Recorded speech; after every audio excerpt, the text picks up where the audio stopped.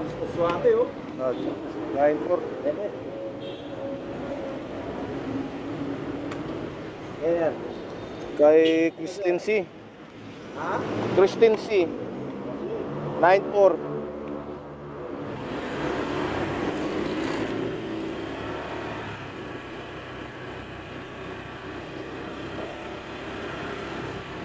Parang ang hirap maging sigat, no?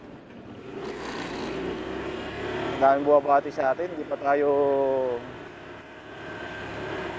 famous pero kilalang kilala na tayo. Bakit nga ba? Ba tayo kilalang kilala? Ay, nasa ating bigote pala. Mr. Suave. Ano naman?